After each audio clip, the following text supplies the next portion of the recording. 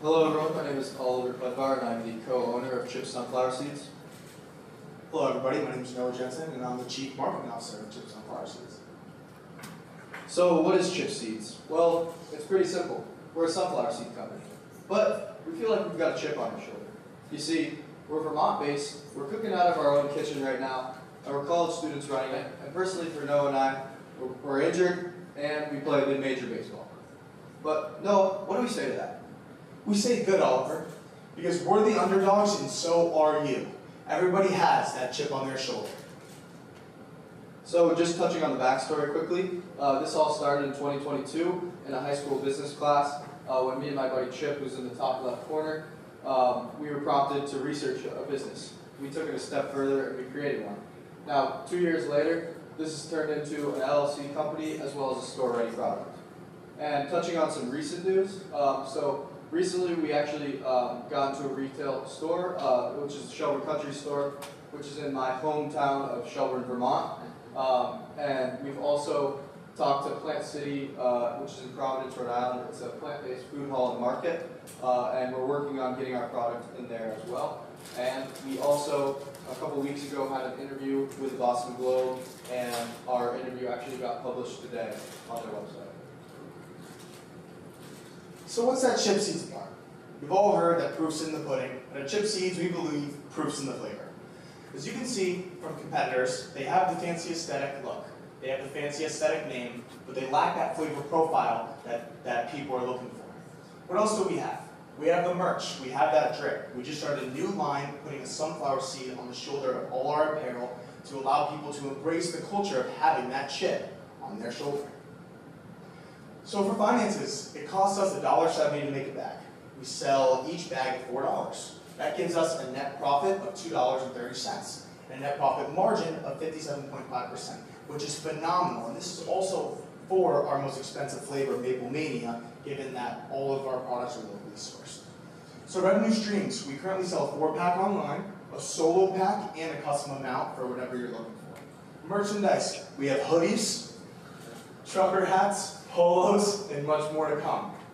Other revenue ideas, recurring seed purchase to always have your favorite flavor in your back pocket, flavor of the month to try out new flavors, and bundle ideas to have that chip on your shoulder merch with your favorite flavor of sunflower seeds. So getting into a quick cash flow forecast for 2024. As you can see in the money out section, there are no startup costs. This is because we've already tackled those in previous years, this being our third year in business. And then something important in the money in section is that in June, July, and August, you can see an increase in seed sales, and that is because of our marketing strategies that Noah will talk about. So Ola and I really embrace our network for our marketing. It's free marketing for us, and with our connections in Major League Baseball, Minor League Baseball, and Collegiate Baseball, we want to utilize this for our marketing techniques. So you can see in the left-hand corner here, we have one of our good friends, Owen Killington, who's a professional baseball player, shouting out Chip Sunflower Seeds on an Instagram story. In the right-hand corner, we have our friends at Alabama University and the SEC putting up Chip Sunflower Seeds to market our company. In the middle here, you see that we do have an Instagram following, and yes, we have 303 followers. We know it's not a lot, but we are growing with 1.4 thousand accounts reached in the next 30 days. So we know that our marketing techniques and strategies are working. So our long-term goal, we want Little League Girl Scout model. So Girl Scouts, they embrace selling their cookies. We want Little League baseball players to embrace selling sunflower seeds. We want to create that culture. We want to create the culture of having that chip on your shoulder, to know that you need to start somewhere. We have this idea of putting 70% of whatever is made through the Little League purchase back into Little League for developed baseball players, and taking the 30% to develop chip sunflower seeds. So we know creating this culture, each Little League baseball player can live with that chip on their shoulder. Thank you.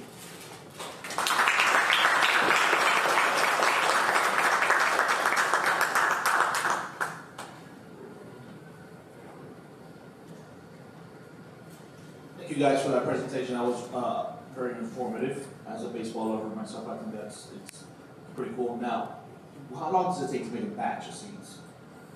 Yeah, so right now, obviously, as we mentioned, we're cooking it out of our kitchen. And so so we're getting these seeds from California, so we're actually not locally sourcing the seeds yet, which is something that we'd like to do soon. But once we get the seeds, we're flavoring them, which is a pretty quick process. And then the roasting process is really where our time is being taken up. And it usually takes about an hour to develop the maple sunflower seeds, just because the maple syrup that we're putting on it is a sticky, wet product. And so it takes a while for it to harden up. But usually for other flavors that we have, such as salt and pep and Irwin Cajun, usually that's about 30 minutes to 45 minutes in the oven, and that's all. Fantastic, thank you. Yeah, I don't know because Can you go back to the, thank you so much. Can you go back to the Excel spreadsheet? Okay. So my question for you is, obviously you mentioned right now with your home cooks for this, as you grow and scale, you're going to need space and capabilities.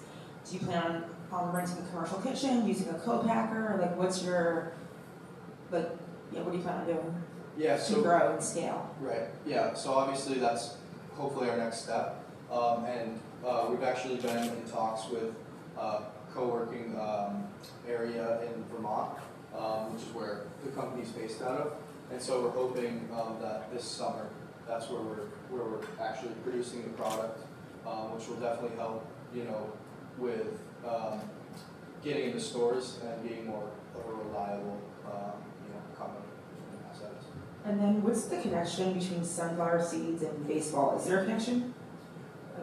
There is a huge connection. It's huge to be on the baseball field and choose sunflower seeds. That's kind of like their thing.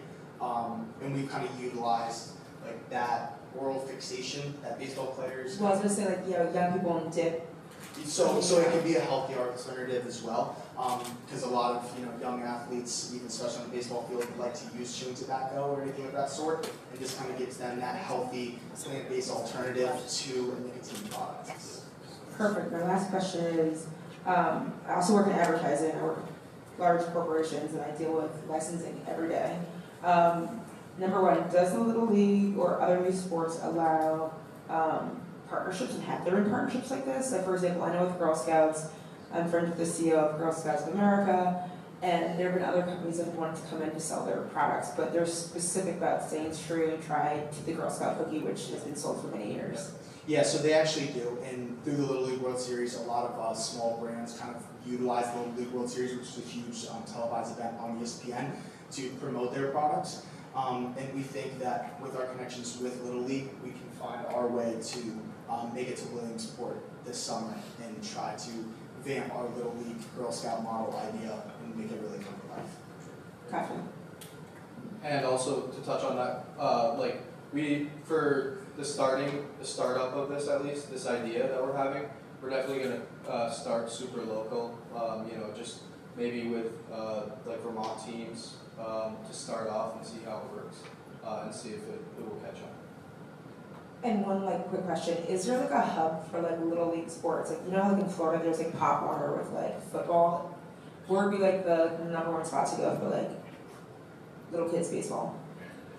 Well, yeah, so there's Little League Baseball in every town across America and across the world.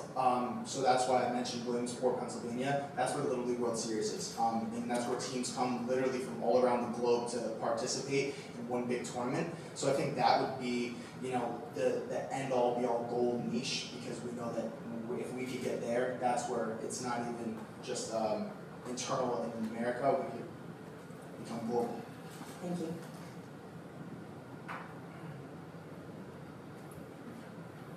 Thank you for the presentation. Just looking at this really quickly, I noticed you guys saw a steep increase in revenue during the summer months. Is this something because you guys were out of college and had more time to put into the business? Or is it because there has been, just because we're in the Northeast and the baseball springs up during spring, going into the summer months and beyond, and is this a trend you see going forward? Yeah. Well, so for this is just a projection of what we see coming in 2024. But you're exactly right with saying the idea of baseball being played in the summer in the Northeast, and so we're hoping that we can get to Little League games as well as travel baseball tournaments, and then hopefully the MLB is also going on. Maybe go catch a game and hopefully market there as well. So that's kind of our idea, and that's why we are predicting this increase in seed sales in the summer. One more really quick question. I know this is the standard size bag you have right now. Are you looking to make it any smaller? We could have a pocket size option where you just have a ball field and have it in your back pocket, or is this the standard size? Yeah, so we're actually in talks with a production company to create new bags, and we want to give different sizes. We want to actually make a bigger size and yes, a smaller size that's more portable. But we do see that it's very addicting. It's like you open up a bag of chips, and you got to keep going for them. So we see this chip seeds, and once you have one, you want the whole bag.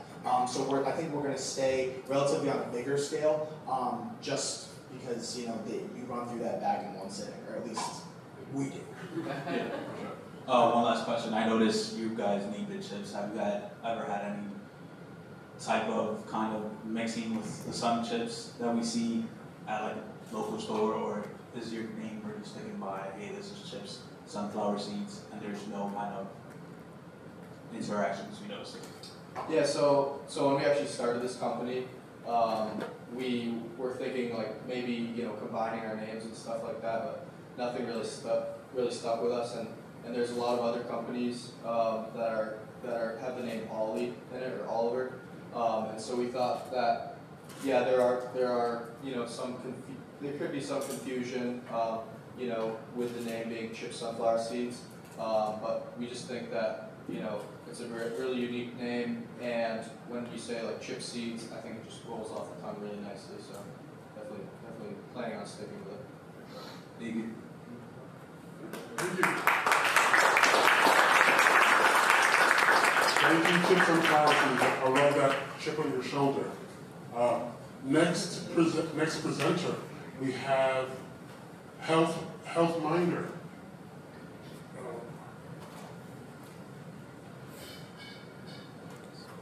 Are the judges ready? Hold on, give us a moment while the judges are finished deliberating.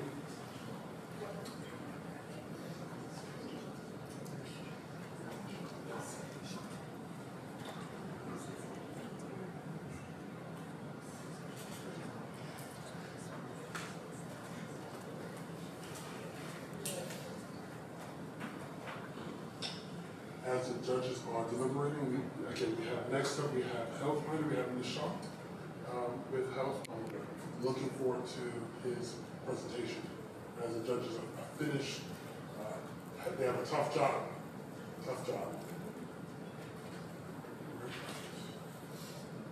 Sorry, next up.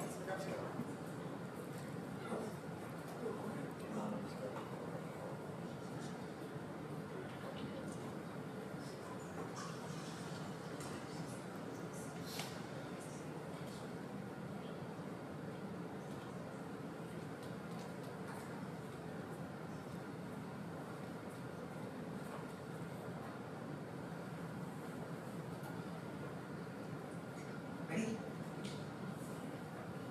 Right, very good evening to my fellow innovators. Our company is HealthMinder. We're trying to reimagine healthcare and focus more on the preventive healthcare side. There's a couple of problems that we faced ourselves. I'll start with stats. 125,000 Americans every year report non-adherence of medicines. That means they're not taking the medicines on time, or they're skipping them, and that costs around $300 billion annually to the entire healthcare infrastructure. Secondly, just in 1 year, from Jan to 2020 to 2023, there were 4,300 plus drugs which prices increased, and half of them almost were more than inflation. And the third problem that we're trying to address is the lack of information about insurance coverage. And reported by the American Heart Society, 96% Americans still do not fully understand all the 4 basic concepts of insurance. So these are the 3 simple but big problems that we are setting out to solve. And number 1 is medicine reminder app. Very simple. What we do is we take the prescription from the patient, they upload it, and they keep getting reminders in various forms, visually, audio, and it also sends text to their caregivers. And basically, in our test, we've shown to increase the medicine adherence by 3 times using just reminders and gamifying that concept. Second is price comparison. Let me go in detail. So the first feature, these are reliable alerts with multiple languages and no internet required. Another important aspect is the AI.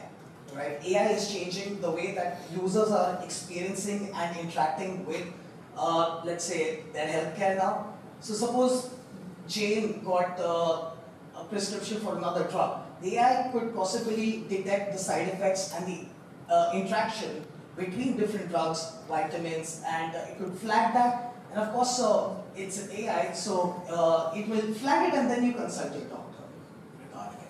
Second is the price comparison. Again, a lot of people current scenario is 1, the price changes. Second, it varies from store to store, even if it's the same brand, like CVS, Rite Aid.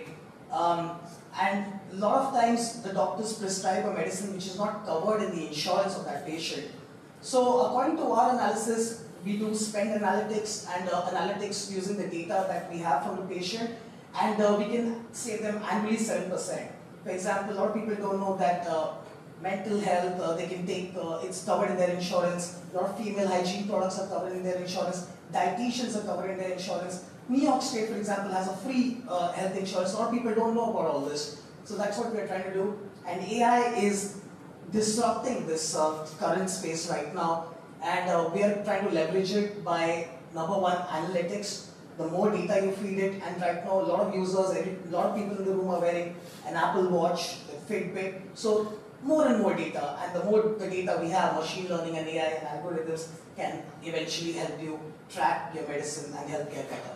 So what is the current situation? Right now we are in talks with 2 types of organizations. One is pharmacies.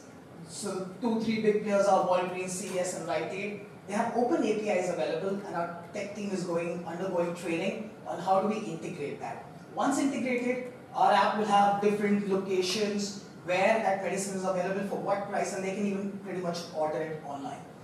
And the second aspect is the insurance. So we're collaborating with United Healthcare and NetNow. We're in talks with them, and again, they also offer tailored solutions, and they in fact are interested in this data, right? And they think that they will increase the customer lifetime value, right?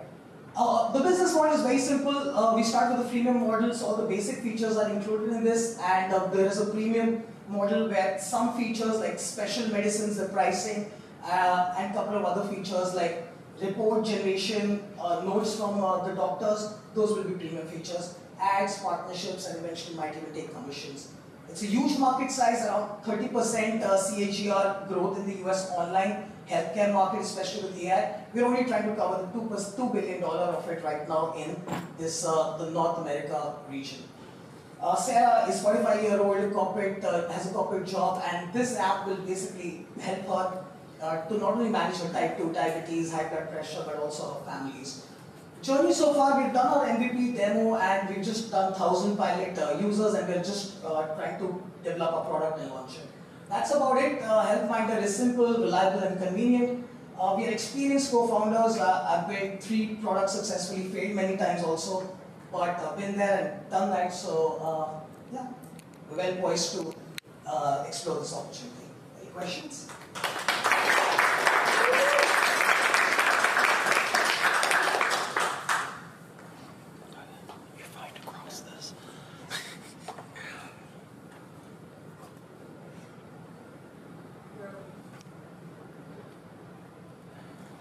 Clearly, you can tell I like to ask questions.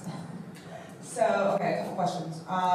First one is, from a price comparison standpoint, you mentioned Duane Reade, Walgreens, CVS. Obviously, like they have their own discount program savings. There's GoodRx, which kind of shows holistically all pharmacies or most pharmacies. What's your opinion on integration through there so that a potential patient can have a more fair price comparison? And then from there, you mentioned a 7% cost savings. If I was a patient, how much will your program cost me to sign up, register, like I want to kind of understand the price model? Perfect. So 2 questions there. First one, you're right. When we tried to approach Walgreens and CVS, initially there was some about competition, right? A lot of people want that market space, but eventually they understand that they can't really be exclusive, and the users, patients should have the opportunity to buy from anywhere. So currently, they all have open API programs we're trying to integrate, but we will explore that option as well after today. Maybe we can just talk to the aggregator as well. But they have their own agendas and monetization. Second question regarding you personally. So one of the free features like medicine reminder app, and that's about it, and the price check that is available. But for the insurance check, that is a little bit more elaborate and it varies person to person. But let's say for a woman, a lot of times, let's say, a lot of female hygiene products, for example, are covered. People don't even know about it. You can click a button in our app, and then hopefully you can try and get that claim, or at least see what your options are. Similarly, for other products, sexual wellness. So all of those are also covered. A lot of people don't know. But what will I be paying? So for example, you know there's like those apps out there where you can like cut the cord on your cable or your internet bill, like things like that to lower the price. And I wouldn't mind paying a subscription for that because I'm saving money. Absolutely. I'm thinking about this for this as well from a healthcare standpoint. Could you just kind of tell me a little bit from a price standpoint what I'd be looking at, or what somebody, the range? We wouldn't want you to pay for it, so we're currently trying to getting the insurance company to cover it as, right? So that'd be the ideal scenario, but right now we're exploring an initial premium charge of $19.99 per month. Got it. And then also, you mentioned prescriptions being transferred. Both my parents are doctors, Yes. and my dad actually handles all the admin side of medicine. And the biggest complaint is like getting prescriptions transferred because it takes doctors' time. So yes, CVS might have Nuvarin for $40, and Duane Reade has it for $28. How do you get that transferred in a timely manner? Right. So there are 2 things to this. One, lot of them are trying. We're trying to explore if we can do a price match. We can do a price match. So if they do say that we're getting it at Duane Reade at 28, we're trying to talk to CVS if they can match it. So, and they're willing to be open to that. So that's interesting. That's super interesting. Yeah. Yeah. But again, it makes sense. A lot of other retail companies are doing. Target is famously. And what was the other question? Yeah, the doctors. Yeah. So in our conversation with doctors, they want to directly have access to the patient dashboard so they can directly update prescriptions, check whether they're adhering to it and all of that. So maybe it'll be even better for doctors to directly do it. Thank you.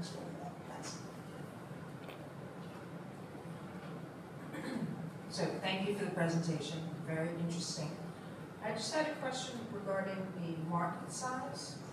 If you don't mind going back, I think you came up with a number, the 2 billion? There we go. Yes. I'm just curious how you came up with that. I mean, I see, I guess I feel like that's a kind of the 127 is just a really big. It is a big number, but global digital healthcare is that number. $127 billion, and it is a huge number, right? And this is only global digital health, not talking about hospitals or any of that physical. And the serviceable market is only North America right now, right? And our market is right now Northeast and only AI market, which I've tried to project from 2022. It's rapidly increasing at a 30% CAGR. So AI is really disrupting what was not possible today is actually possible because of AI. So that's the number. Thank you. Thank you. Thank you.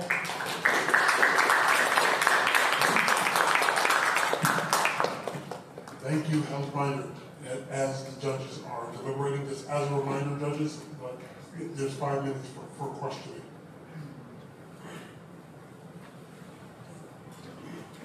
Our next group, next presenter rather, is Reduo.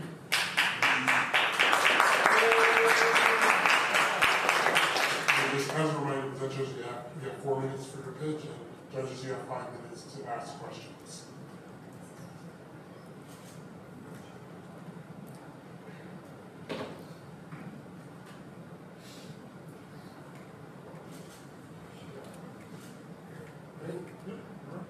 Good afternoon, everybody. I'd like to start asking if you believe if I told you that all of these famous history makers all had dyslexia.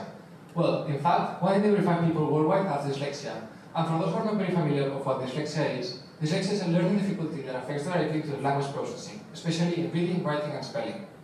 And the current solutions only target early ages because it is easier to treat. However, that forgets about high school education. And also, the fact that 90% of people with dyslexia don't actually know they have dyslexia, it is really concerning. So, it doesn't surprise me that 65% of school dropouts are from students with dyslexia. That is why we have to put a solution for teenage students. Something that has to be fun, entertaining, as well as personalized and effective. For that reason, we decided to create Reduo. Reduo, for you to easily picture, is like Duolingo, but instead of learning a language as you play, you practice specific areas affected by dyslexia. This game not only offers a gamified experience, but also a personalized user journey, where the user, the more they play, the more personalized experience it will be having, and will be effectively working their respective dyslexia.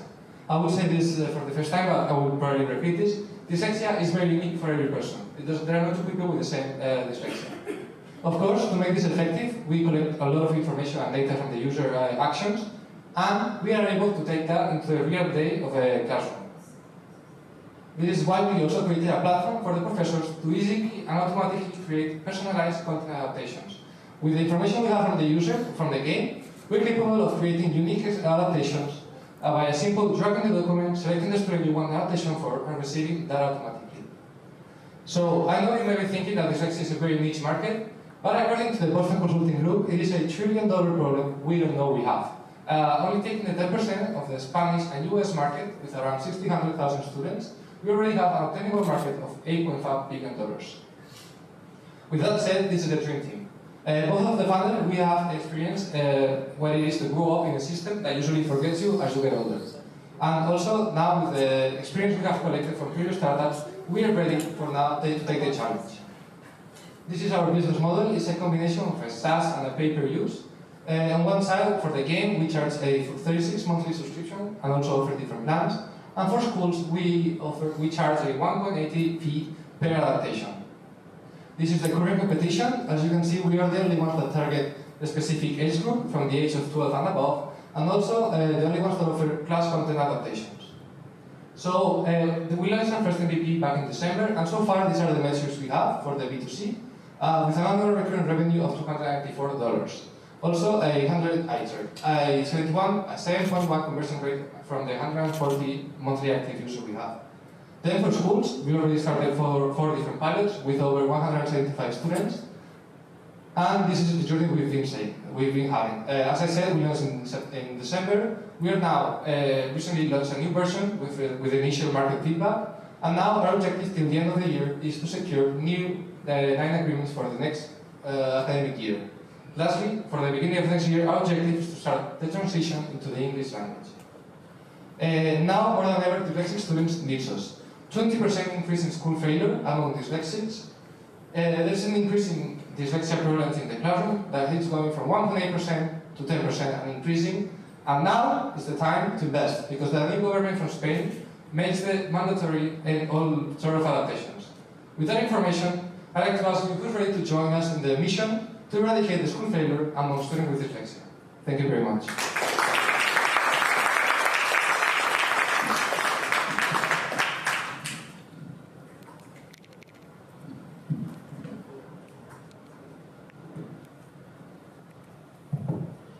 Thank you very much for that presentation. It was very interesting.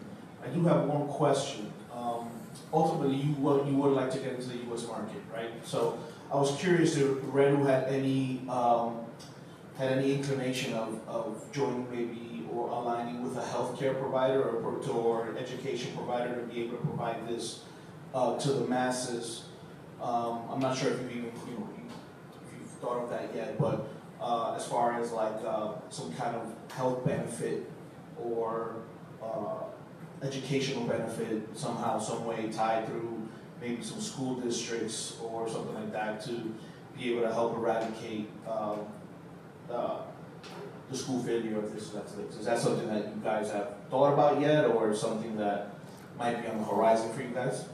Yes, so currently we are negotiating with school groups, so like we only target private schools, and also we have started some programs or like pilots with therapy experts, where they invite their clients to keep playing our game, and also it's a way for the students to have a not so boring therapy session. We're not only focusing on Spain because it's the market we know and we dominate and have experience. And in the future, we would like to translate into English. This transition is not a simple translation as just language translation. It involves a methodological and also depending on the language rules. So it's a little bit beyond because dyslexia affects differently depending on the language. For example, in China, there's no dyslexia. And yeah, so we would love to agree with future partnerships with groups to penetrate the market easier. If at the current point, we're only considering direct selling to schools. So thank you for that presentation. I just had a really quick question. In terms of you signing the first batch that you did of this app, have you noticed that it's easier to get the schools on board, or are individuals actually coming to you and willing to pay the monthly price that you put up on the screen? Yes, so we have failed many times with both either the B2C and B2B with the pricing and the strategy. For the B2C, we started with a lower price, but we saw that the market considered it was like not something to trust, or trustworthy with a low price, so we decided to charge it a little bit more. And with that change, we actually started having sales. It was initially $8, and now it's 36. And in terms of school, at the beginning, they were not interested in any sort of collaboration because we only had the game. Once they heard about the adaptations and that they would only be paying for the adaptation, not the game or anything else, they were really interested because it is a problem they have currently with professors because it's around 8 hours a week to create adaptations, so obviously nobody does it. So that easy way to do it is the way we managed to contact the schools. Thank you. One more question for you. I know the presentation, the game was on a phone. Is that how it's going to be, or is there a web version of that kids can use at school, or something along those lines? Yes. Yes. So we are a multi-platform game where we are available at tablets, computers, and phones. Awesome. Thank you.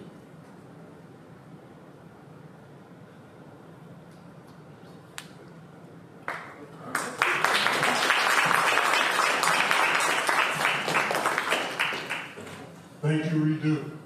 As the judges are deliberating, our next presenter will be Credential.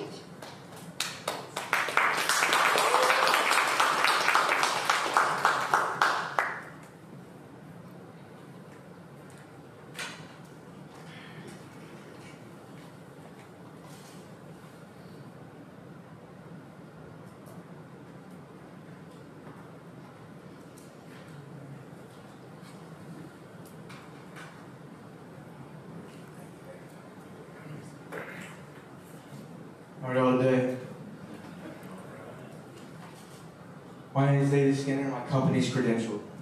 When I was 12 years old, I became the youngest college credentialed photographer for sports. And I learned firsthand how hard it is to gain access as a freelance photographer. But only a few years later, I had the opportunity to credential my own media as an event producer for A-list artists. And what I learned through my experience on both sides of the credentialing process is that the current process is archaic and challenging. And that's where Credential comes in.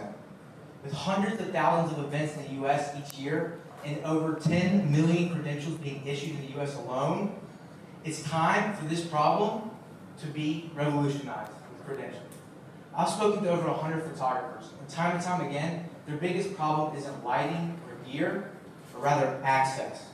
Access that venues and events are happy to provide if only they can verify and issue credentials in a more efficient manner. So, how does it work? Photographers have a standard profile, with a standard portfolio and resume that they are allowed to then scroll through opportunities posted by events and venues and seamlessly apply for access. On the events and venue sides, they're able to upload opportunities as the venue and receive applications, screen applicants, and efficiently issue media credentials. This looks a lot like the process with the Common App for high school students applying for college. And like the Common App, we use application fees, transaction fees, and membership subscriptions that offer features such as moving your application to the top of the venue's list to monetize our platform.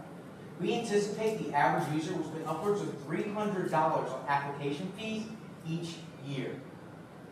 But what does the market look like?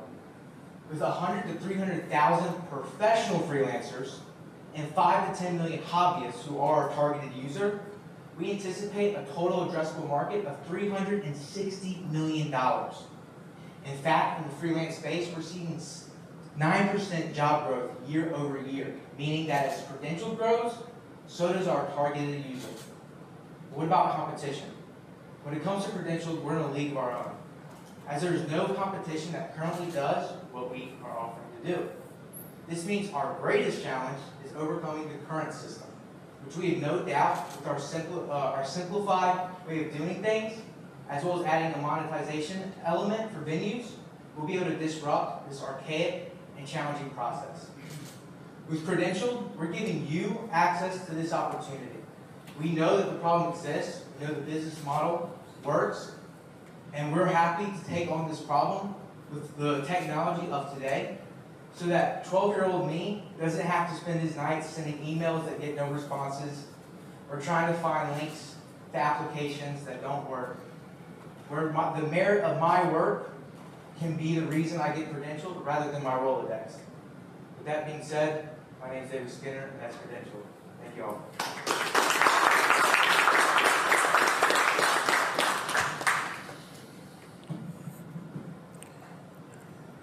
Thanks so much. Just wanted to clarify. Did you say, can you go back to the slide where you spoke about hobbyists as... So are you saying hobbyists are your target market, or both hobbyists and...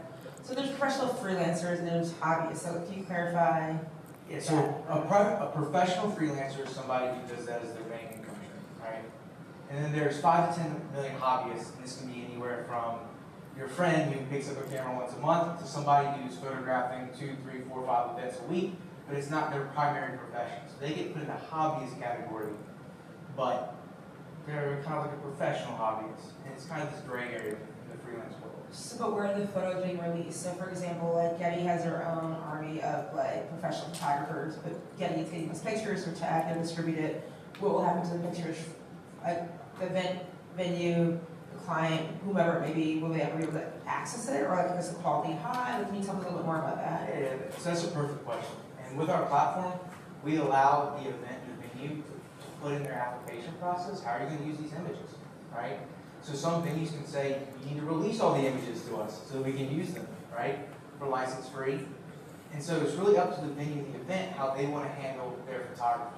I know for myself when I was doing my events, when it came to my media, I didn't care how they were going to use the images. It was just a matter of fact of, do I know you? Can I trust you to be in the media pit? I'd love for you to come in and capture this moment.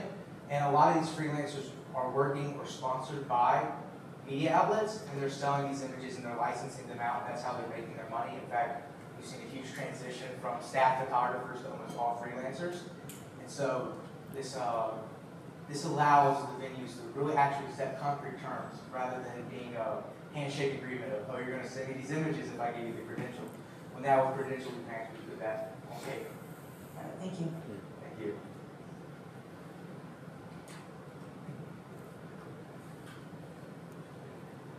Thank you for the presentation. Can you speak a little bit into what the credentialing process is like for someone right now? Yeah, so it really depends on the event, the venue, and who you are. And that's one of the hardest things, is it's such a fragmented space. And so what you're gonna see is at the top level, right, you'll see that access isn't even posted on the internet. There's not an email, there's nothing you can find, you're gonna have to know someone to get, and that's by design, we don't want a ton of requests, right? For smaller events, you may find an email that you can reach out to, which then again, try to put a request for media as well as your portfolio, as well as your resume into an email and have someone review it and decide whether or not you're worth it getting any credentials issued. And then beyond an email, you may find a Google form every now and then, but for the most part, this process isn't standardized anywhere. And so it's really tough as a freelance photographer, especially if you don't have any experience, to know, how do I get a media credential at Madison Square Garden? There's not an email for that, right? And that's what we want to do. We want to democratize this process so we can really allow freelancers to perform on a merit base rather than leaving note basis. Awesome. Follow-up question to that is, how do you plan on democratizing that process? Would you have to go through those same hoops that you're kind of mentioning for a regular freelance person, or someone who uses as a side gig to get credentialed? Like, how is Credential going to get that credibility with the venues and then vouch for the people who are joining that service to the venues? Yeah, so we're kind of like a LinkedIn almost with photographers. So we allow them to have their profile, their portfolio. It's not so much that we're endorsing the photographer, but we're allowing them to efficiently communicate who they are, what they do, and what they're about in a manner where I, as an event producer, can observe that and decide whether or not it's an appropriate fit for this event or venue. And so when it comes to something like this, from my experience, it's very difficult to manage. It's in and out 1 year. So as an event producer, this is a tool that allows me to manage my media aspect. And my experience in the event space kind of allows me to work with some of these events and venues to integrate this, because it's the difference of, instead of posting an email that says contact for media inquiries, you post a link that says apply for media inquiries, and it allows that barrier to make it more efficient. Thank you. Just one really quick question. I noticed you said there's a bunch of venues that give out press credentials. These arenas actually give, like, let's say MSG, do they give a certain set? Do they have their own photographer on hand, or does it just vary completely? Yeah, so it varies completely, and especially with situations like that, it depends on how the contract is designed for the event, but ultimately the volume of credentials is far less than what it could be, right? And that's a product that we don't know who to give it to, and that's why so much of it is done on, do I know you, do I not know you, And so it's hard to say, because different venues are doing different sizes and different volumes of events, but it's really up to the venue or the event producer to decide how many to issue. But you don't really run into the problem of we're at capacity when we need credentials. You have the opposite problem. We have tons of media space, and we haven't been able to fill it. Thank you. Thank you so much. Thank you, Credentials. As judges are finishing up their scoring for Credential, we have our last presenter. We have Carbon Claire, as they are making their way up front. Please watch out.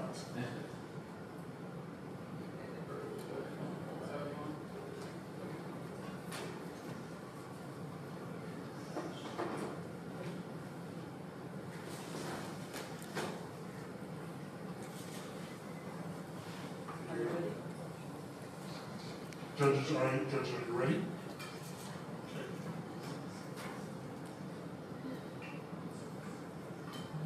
Hello everyone, my name is Faraz Alabi, and today I'll be presenting for Carbon Clear as the entrepreneur lead.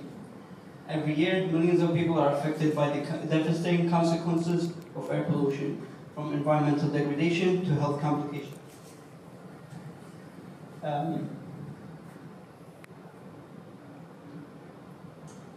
From environmental degradation to health complications. So, and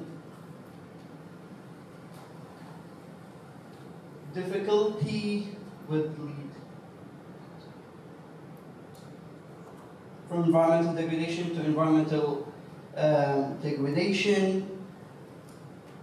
From buildings, building structures usually consume about 25 to 40% in global CO2 emissions. There is also the, in urban areas, there is the, I'm just going to skip the slides. So in LEED, so for the difficulty in achieving stringent regulations, the technical challenges that construction companies meet when they demand complex and non-technical solutions. Can I restart? Sorry.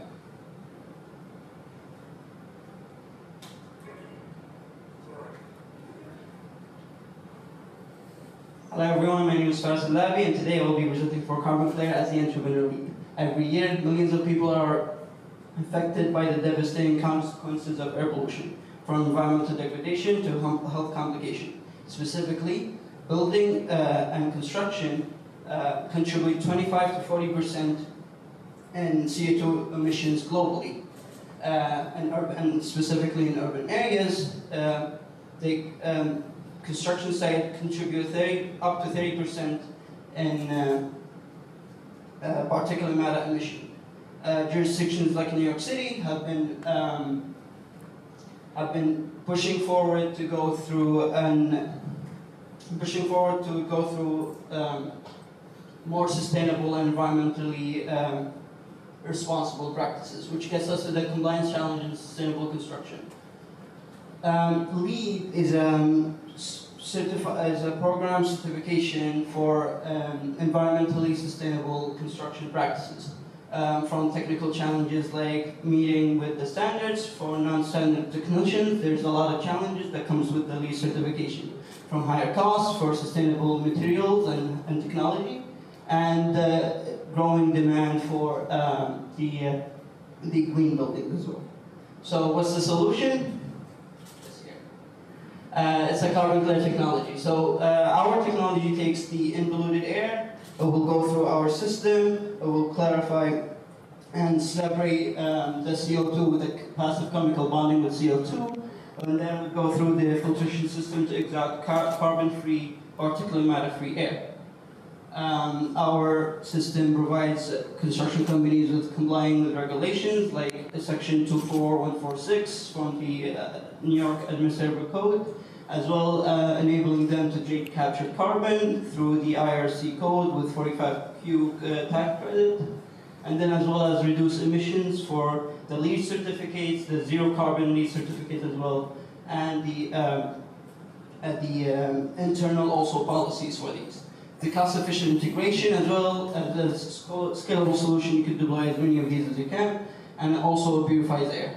We have the product, the technology comes in with the automatic detection of poor air quality, vary the carbon capture depending on the quality. We have two solutions, the Carbon Clear Mobile and the Carbon Clear System. The Carbon Clear Mobile is a deployable solution for construction sites specifically, and the system I could talk about later. The product cost. So the Carbon Clear Mobile would cost about $1,000 to $2,000. The production cost is around $600 with a profit margin of 56%. Our revenue streams comes in from the restocking of the chemical formula, as well as we're taking a 30% fee of the sold carbon credits and a premium data reports. This is our market validation basically. We have made the collaboration with Mount Sinai, the Institute for Climate Change, and then as well as the Purple Air International Incorporated, which is an air quality sensor company. We are working right now with Mount Sinai to validate this project with Skanska at the MTA, and then I could talk more about that in detail. The market size, time's up.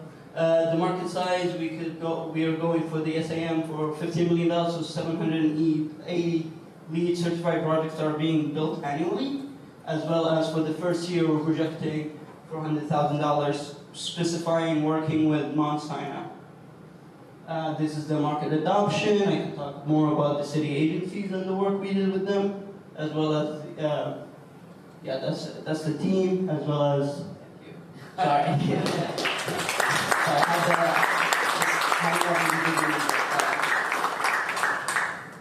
I would be happy to answer questions. This one? This one? Yes. Yes, this one, real quick. Mm-hmm.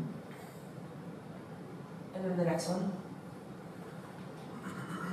So these are companies that we worked with, talked with, and planning to collaborate with as well.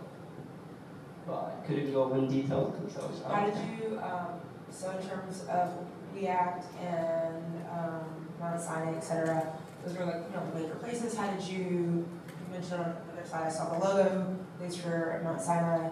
How are you able to form that partnership for their support? So their interest comes in from helping the people, and what they have is they have 27 households in Jamaica, Queens, that are getting affected by the air quality measures, poor air quality, because of the project in Skanska from the MTA, the Jamaica Bus Depot. And they have been working with the community boards. What we come in as a service, or what we benefit them and they benefit us as, that we are providing a solution for the residents as well as for the construction site. We provide a value for both, and it's a dual functionality that makes both parties happy. That's the strongest relation that came in from that, from the WeAct organization, their environmental justice organization, and our solution helped a lot for the people, and it was made in intent with that to purify air. Got it. And just to clarify, Skanska knowingly knew they were having a development project of some sort that would have an environmental impact onto those 27 homes or congregation of homes. Yes, so the MTA awarded Skanska $480 million to build the Jamaica Bus Depot, and it has to be LEED certified as well. They have been in talks between each other and communication.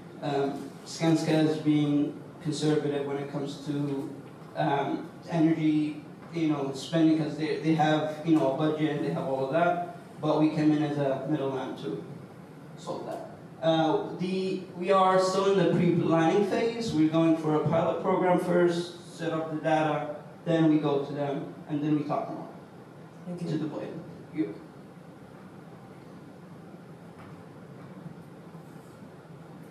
Thank you for this presentation. I just had a quick question. Is this a project that you look to only do with LEED products in you're with your partners at the federal and city agencies, or is this something that you could also see expanding into small businesses, like let's say a local deli who needs to reduce their carbon emissions, especially with local law 97 coming through? So we have local law 97 is one of our main interests. That's why we have the local carbon clear system. We have also another plan to start in local law 97 specifically. The thing is, with local law 97, for every building that you're doing carbon capture, you have to go through the IRB, which is the Innovation Review Board, through the Department of Buildings. There's many DEP, there's many review sessions that we go through. There's challenges in that to go full out business with. So what we're trying to do is collect data, deploy this. We handle a few projects that we have, like the one in Jamaica Bus Depot, another one in Yonkers, and there's a third one that we're still planning. And after we collect the data, deploy them, make a sufficient system, then we will go tackle on with the housing authorities. So the affordable housing authorities, New York buildings, and tackling local law 97 full on. Thank you. I could add up as well that New York City Commissioner expected to spend $15 billion for 15,000 buildings, while the solution only costs $15,000 per building. So when it comes to the potential, we have the huge potential at solving the huge issue of local 997. They don't know how to solve that yet. That's what it's. Thank you.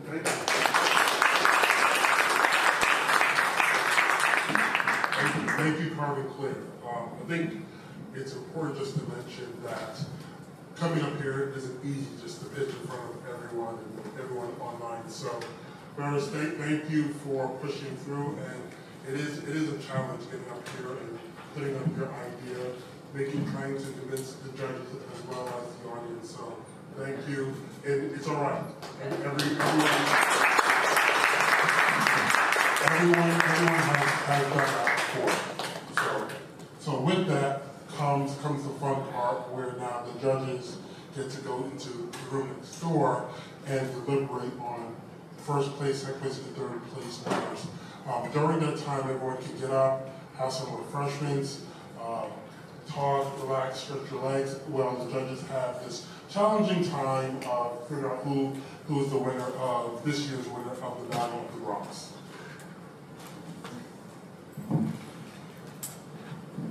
And everyone, before you race away when you come back, will be participating.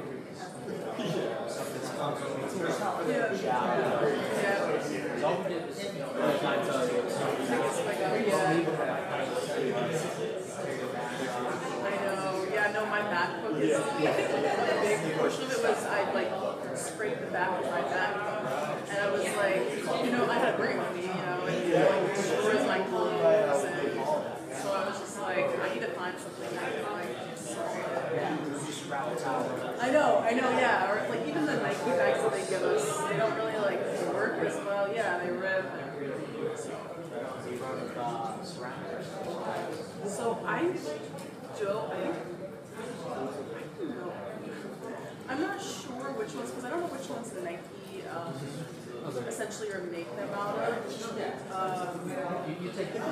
Yeah, no, I take them out. Oh yeah, no, the not the Christmas tree ones. I think those are illegal. We're not allowed. Yeah, the only ones that are allowed to use is the pyramid. Okay. Yeah. So straight. Yeah, because the other ones damage the track. So you know. Right on. Yeah.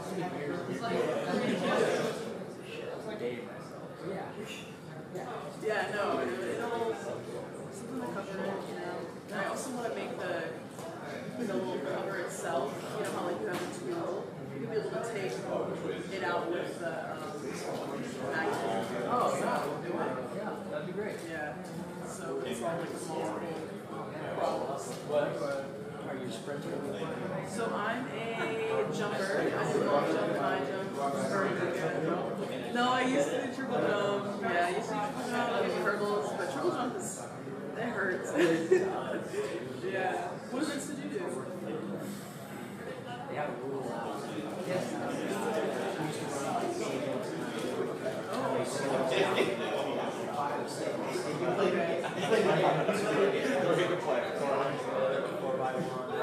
Oh wow, you do a lot. Yeah, that's a lot. You've been 10 or a half. Whatever they call it, I was just. It was good. It was good. I could.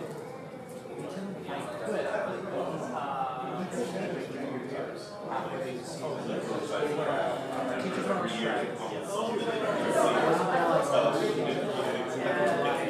The years we were actually freshman year we had the same age. We later went to a different schools.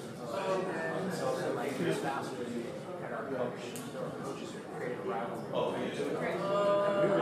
Yeah, you were good. Yeah, that's crazy. That's interesting. Yeah, that's right. And then like, you know, after the day that I beat them, they were like, don't get them next week. Yeah. So I was like, yo, you guys aren't even good for a So it's like, that's so interesting. I got injured. Was it in college? High school. Oh, high school. Okay, yeah. Whatever. That year,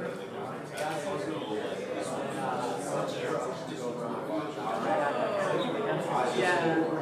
So you like those coaches like trying to force you to run. Yeah, no, they'll try to force you to run on an injury. They'll worsen it. Yeah. Yeah. So it's like it has to be like good effort.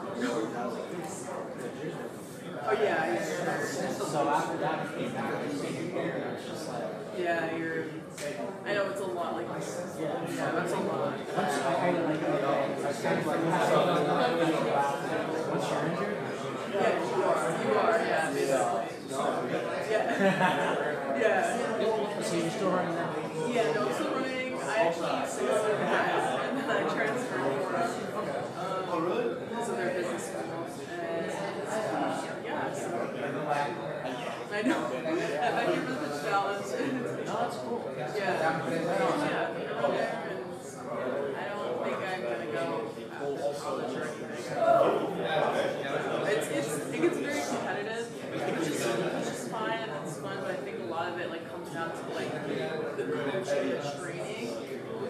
That's what takes someone to the next level, and they don't necessarily have that type of coaching. You gotta kind of go down the second floor. Right. So like you said, like. Yeah. And they don't make that much money either. Unless you win an Olympic gold medal. Yeah. You know? Yeah. Using your name. Yeah. But that's a lot of just signing an NDA deal. Keeping your body part of the business. Yeah. Tim Johnson, right? No, for a while.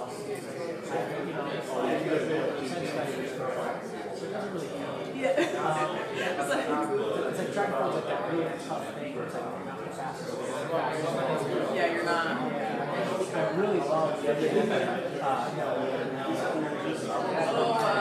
Mary, yeah. Like, she wasn't. It wasn't so abrasive. She probably wouldn't make sense.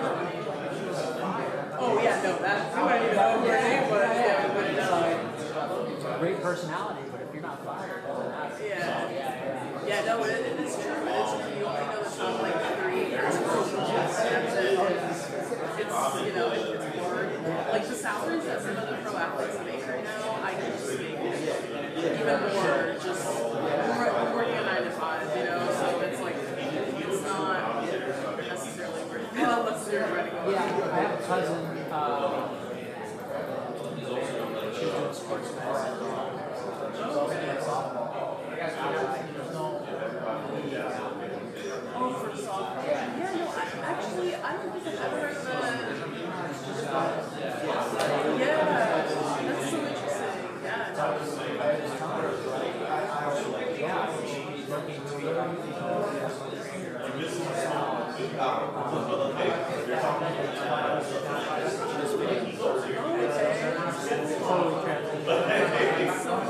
that conversation of like,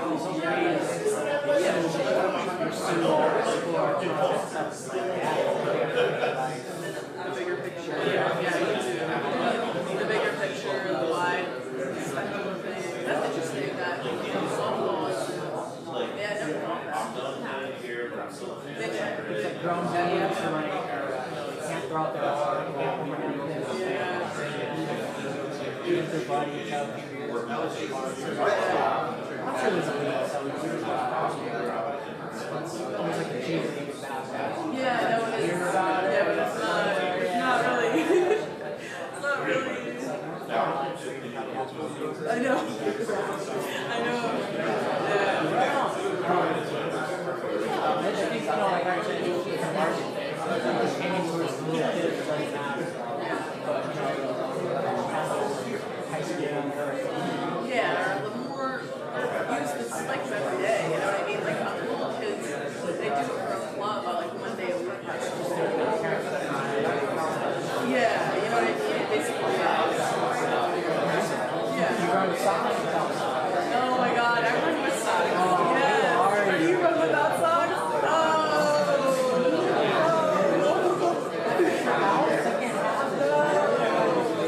Oh my god.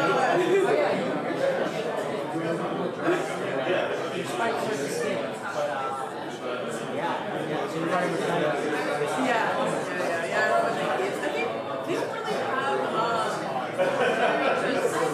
like they don't have a lot of spike options. You know, like I know Adidas has a couple that are and they have like A6, it's not. You know? I started off with the nice pair of Nikes and got into speed. Okay. So we need to do. Okay.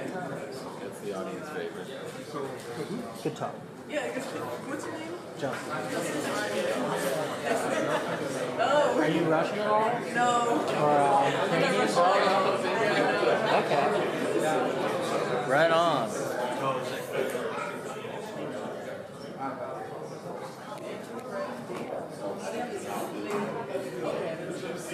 You could have doubled it cash if you stayed here.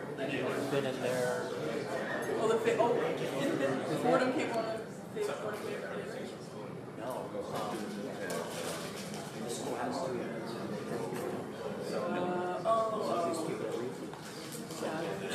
We have one at Fordham. Okay. Right. Logging you into Kahoot, okay? Oh, yeah.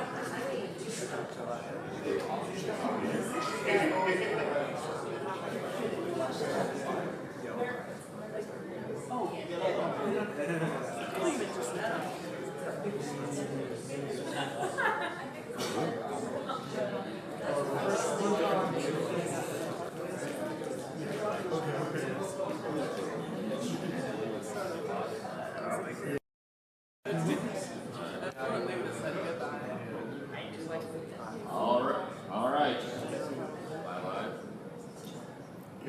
Welcome back, everyone. Are you on the edge of your seat? Yeah, well, I am. Okay, we are going to vote first for the audience favorite, all right? And that's for $1,000 before we get to the top 3 prizes. All right, here's how it works. You join at www.kahoot.it. Everybody can join or do the QR code and then enter the PIN. Oh, somebody knows how to do it. Okay, you guys are good. All right. Everybody have their phone? Those of you streaming online can also join. The pin is 560-0603. Alright. Guys are good. Everybody figure it out? Anybody not sure how to do how to do it? Wow, we have 33 people. 33? Nice. 35. Oh, they're still coming in. Let's give it a couple more. Alright, anybody else online? www.kahoot.it. Game pin 560-0603. 40 people. Alright. Looks like, alright. We got a pretty good crowd out there. Are we ready to start? Alright, are we ready? Let's do it. Alright, now I will put these up and then we'll have a minute and a half to vote. Okay? Or when everybody votes, then it'll stop. Okay, let's go. Okay, let's go. Alright. We're starting. Okay, Battle of the Bronx audience favorite. As you already know, 3, 2, 1. Let's go. Alright, here's the poll. Which is your favorite Battle of the Bronx team? Is it in the red, Spike Cover, or in the blue, Chips Sunflower Seeds? Health Minder in gold, Reduo in green, Credential in sort of turquoise, and Carbon Claire as purple. So far we have 38 answers. 42, oh, you guys are fast. 45, okay. At 90 seconds, it's gonna stop. 50, Okay, we have 30 more seconds. Get your vote in now, everyone. I can't wait. I'm trembling with excitement. I can't believe myself. Okay, 69. Oh, that's the countdown. Oh dear, we still have 44 seconds. Oh my gosh, I'm gonna die by then. Okay, we're working. 72 answers. Wow. You know, thank you, Justin. We have all kinds of people out there. Nice work. Oh, there it is. And your winner is Chip Sunflower Seed with 45%. Chip Sunflower Seeds knows how to do the audience favorite. Is that the whole baseball team? Doggone it. Nicely done. All right. Oh, shall I write in Chip Sunflower Seeds? All right, Chip's the audience favorite. Here, wait 1 second. Okay. The checks get bigger every time we do this. Okay. All right. Chip Sunflower Seeds. The award for audience favorite is $1,000. Congratulations. Nice work. Let's do a photo. Okay. All right. Wait,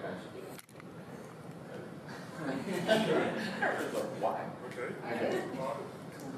All right, and for Battle of the Bronx, the prizes go for when you have actual expenses for your business. So that when you have actual expenses, that's what you use it for.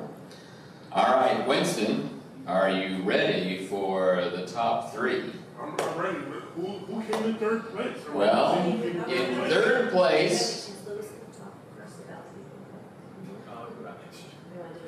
Oh, yeah, we could talk. Louis, do you want to talk first? Okay, that's a good idea.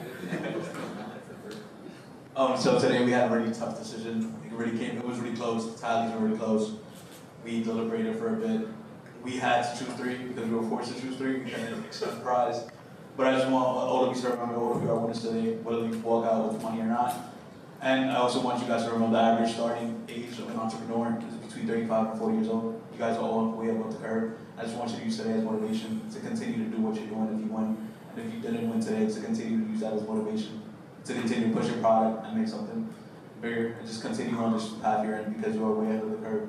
Speaking from experience from somebody who deals with small business on a daily basis, you guys are really ahead of the curve and it was a very tough decision for us on the panel. I just want you to know it was a tough decision. We couldn't make it more than 3, so regardless, all of you guys are winners, for sure. All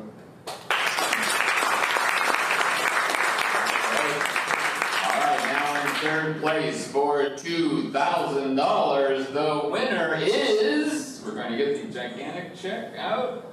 Oh, it's Credential!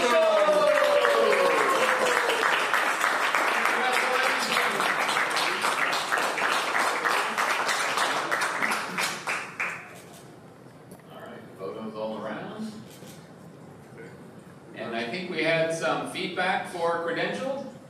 Yes, so congratulations, and overall, they were all great presentations. We liked your presentation for various reasons. Unique solution, identification of a problem that has a legitimate pain point and doesn't have a lot of options right now. So, and then the rest of it very well executed. You described the problem well, etc. So, congratulations and best luck. Thank you so much. And the 12-year-old you is cute as a button. That really sort of carried the day. Winston, you want to do second place? All right.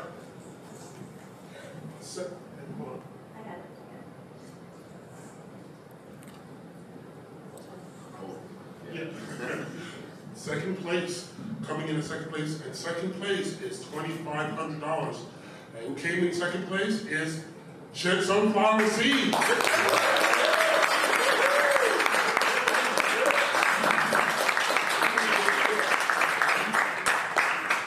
Big chip on your shoulder. On the shoulder. Congratulations.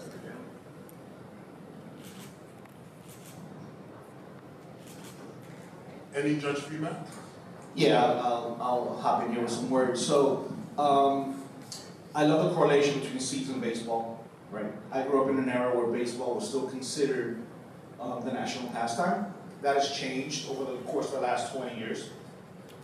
And I'm happy to see baseball kind of going through what I would consider a renaissance, with a lot more social media kind of promoting the game, a lot more products around the game, and to see the youth, just as you guys are, who are both ball players and passionate about everything that envelops the game of baseball, it's really endearing to me to be able to see the national pastime going through that resurgence, but traditionally a game steeped in tradition that wasn't really open to change, and to see new things coming in and new competition and new fresh faces into the game. I bid you well. As a person who is on a little league board myself, I see kind of how this all ties in.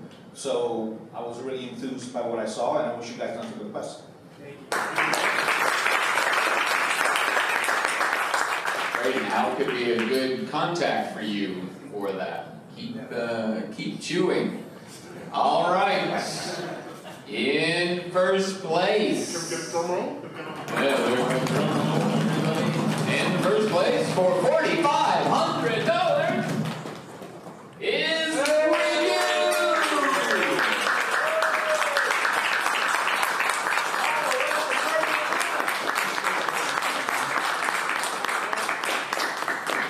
Winston, you better be. Oh, sorry. No, what's special about this is Gerard came all the way from Barcelona to pitch. He was an exchange student from Manhattan College. He came back just for this competition. So thank you for coming back. Thank you for pitching, and look at what you got.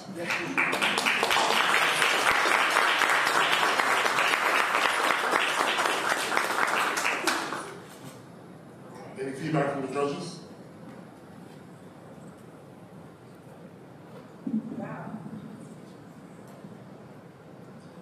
Wow, we didn't know that you came back just for this, so that's even more impressive, but you did a really great job. I personally was touched by this innovation because I'm actually dyslexic, and I saw a learning specialist.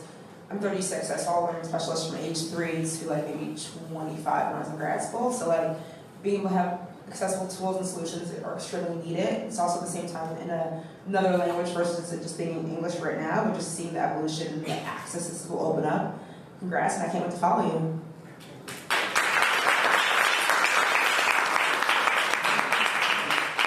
Thank you, judges. Something I'm very happy about, and I'm not rubbing in. We get the trophy this year.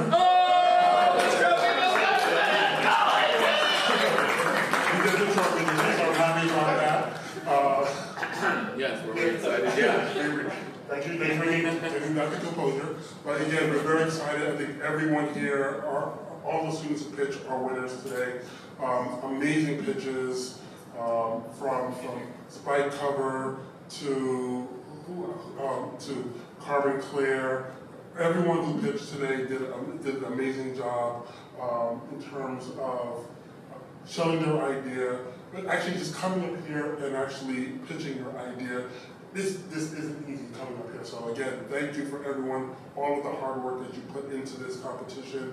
It does not go unnoticed. And as Louis said, like, you're ahead of the curve. Keep on going.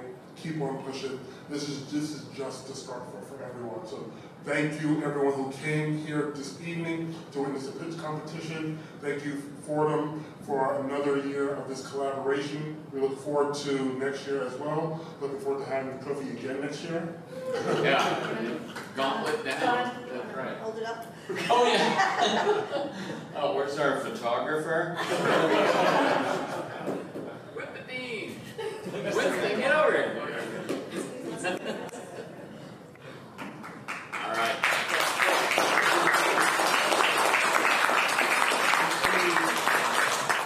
But here's what we want. When you, on your social media, when you go into Bank of America to cash those checks, that's what we want to see. You with a gigantic check in the bank. All right, we want to see that. And I'm glad you're all Mets fans. You know, you chip sunflower seeds. Everybody's a Mets fan in the room. Is that right? Oh, what happened there? Okay. I want to thank Aileen Farrelly for... Okay, that got everybody going.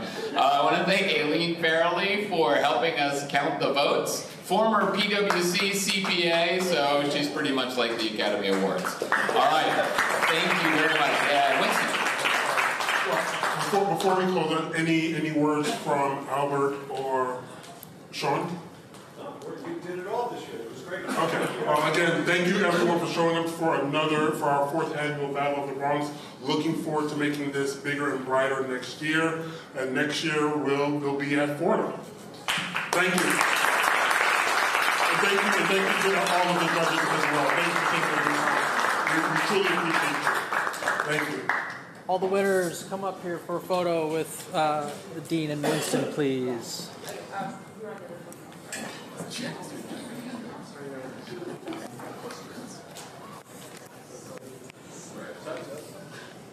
Yep, do your thing. We get a little closer. No, here I go up and go down. Yes. We need all the competitors. Yeah, all the competitors. Spike Cover. You need to come back. Come back. On here. Everybody. Yeah, we gotta have everybody.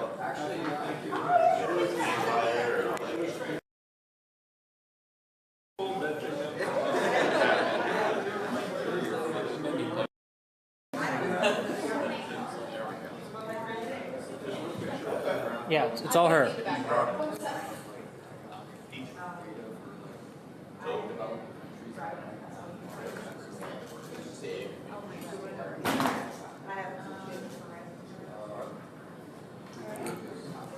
Thank you.